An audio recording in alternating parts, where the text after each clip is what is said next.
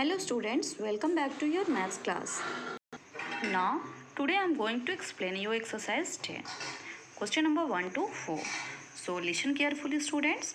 The question number 1 is Risheshwaram gets rupees 8,460 as monthly salary from a private firm.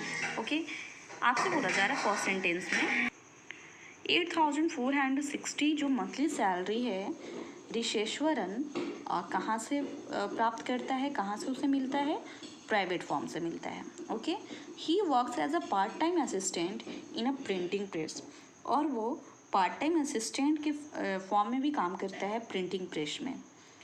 Next, his monthly income from that press is rupees 1,345. इसकी जो monthly income है press से जो मिलती है वो क्या है 1,345 है. हिज मंथली एक्सपेंडिचर इज जो उसका मंथली खर्च है वो कितना है 5,230. Then you have to find how much does he save every month. Okay, तो आपसे पूछा जा रहा है कि वो प्रत्येक महीने कितना बचत करता है, सेव करता है. So let's see the solution. So firstly students you have to understand what यहाँ पर उसको कितना मंथली सैलरी मिलता है पार्ट टाइम जॉब से और जो भी वो एक प्राइवेट फॉर्म से वो जितने भी सैलरी कमाता है वो टोटल कितना होता है. तो यहाँ पर हम लोग क्या करेंगे, इन दोनों नंबर को ऐड कर देंगे. वाई? बिकॉज ये दोनों इनकम है. ये रिशेश्वरन जो एक पर्सन है वो क्या है, उसका क्या है, ये दोनों नंबर इनकम है और ये जो है उसका खर्च है, एक्सपेंडिचर है. देन सेव क्या करेगा, जो उसका टोटल इनकम होगा, जो टोटल सैलरी होगा उसमें से अगर हम खर्च निकाल दें तो हमारा जितना बचत हो जाएगा वो आ जाएगा. Just like this you have to subtract expenditure from the income, then we will find our save. Okay, so look here the solution. Solution is given here. Total monthly salary from a private firm written here. Total monthly income from the printing press written here. Monthly expenditure given here. And रिशेश्वरन saves. वो बचत करता है. रिशेश्वरन कितना बचत करता है? We will find. Firstly we will add these two number and after that we will subtract our third number and then we will get our answer, that is 4,575. Right? And students, it's necessary to use language words. Okay, let's see your second question. Your question number 2. Mr. Rizvi bought a house for rupees 4,25,000. अब ये देखिए आपसे बोला जा रहा है कि एक मिस्टर रिजवी हैं जिन्होंने एक हाउस खरीदा. कितने रुपए में? 4,25,000.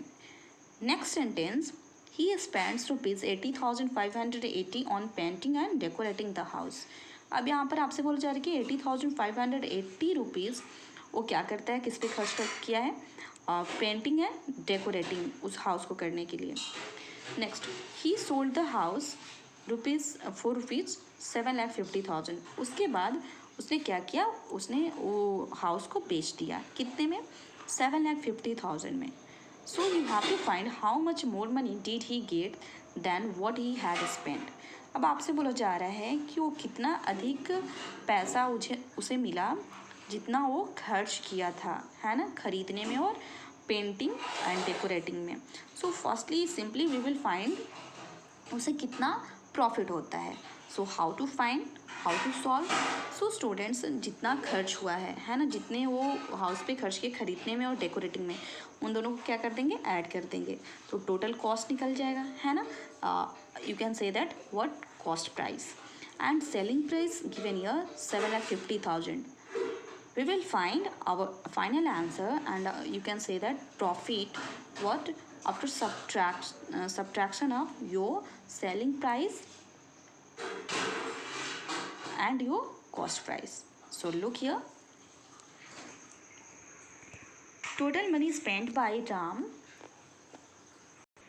not Ram, you can correct here Rizvi. Okay, total money spent by Rizvi to buy a house is rupees 4,25,000. Next, money spent on painting and decorating. जो खर्च किया गया मनी है वो किस पर? पेंटिंग एंड डेकोरेटिंग का कितना है? 80 rupees 500 80,580 rupees. Next the total cost of the house, total cost कितना हो जाएगा 5,05,580। Selling price of house is equal to 7,50,000 and after that he get what students, we have to subtract our what cost price from our selling price of the house, then we will get rupees what 2,44,420. that means you can say that 2,44,420 more money, okay, he gave, okay.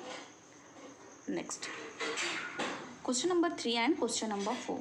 So students, we will understand your question number 3 and question number 4 in our next class. So thank you.